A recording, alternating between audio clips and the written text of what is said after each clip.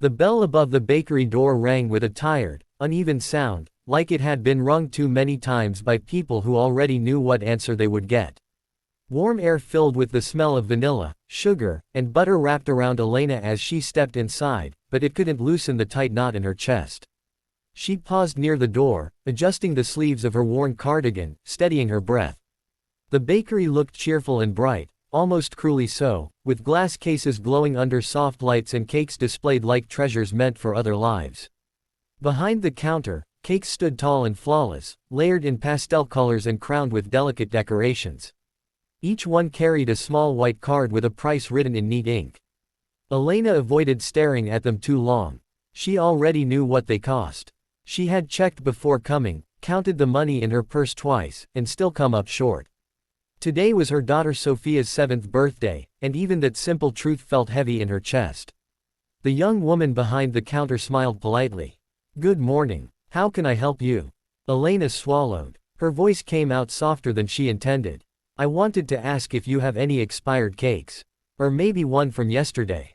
The words sounded strange even to her ears, but she forced herself to continue. "It's my daughter's birthday. She doesn't need anything fancy. Just something sweet." The smile faltered, replaced by a careful expression. "I'm sorry," the woman said gently. "We don't keep expired cakes. We donate leftovers sometimes, but today we don't have any available." Elena nodded quickly, her face burning with shame. "Of course. I understand. Thank you." She turned to leave, the familiar ache settling in her stomach. It wasn't just disappointment. It was the quiet realization that wanting something small could still feel like asking for too much.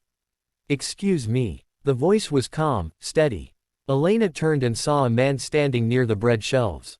He was well dressed without being flashy, his coat tailored, his presence unhurried. His eyes held a depth that made it seem like he had lived more than one kind of life. "I didn't mean to interrupt," he said, "but I heard you. It's your daughter's birthday." Elena felt her defenses rise. "Yes," she said cautiously. "I was just leaving." "How old is she turning?" he asked. 7, Elena replied before she could stop herself. Something shifted in the man's expression. He glanced at the cakes again, not as luxury items but as memories. "What's her name?" "Sophia." He smiled faintly. "That's a beautiful name. I'd like to buy a cake," he said suddenly. Elena shook her head immediately. "No, please. I didn't come here asking for help." "I know," he said softly. "You asked for an expired cake.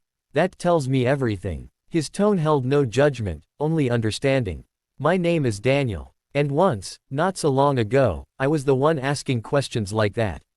Elena hesitated, emotion tightening her throat. "You don't know me," she said.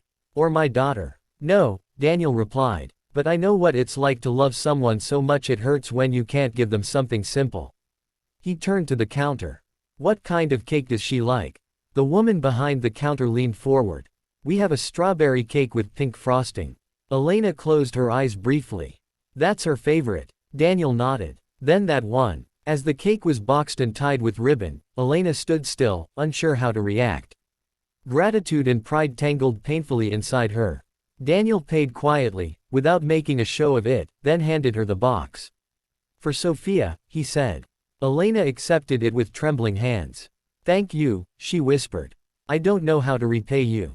Daniel smiled gently. "You already have. You reminded me why I started baking when I was a kid." He paused. "My mother ran a small bakery. Some days, we barely made enough to keep the lights on.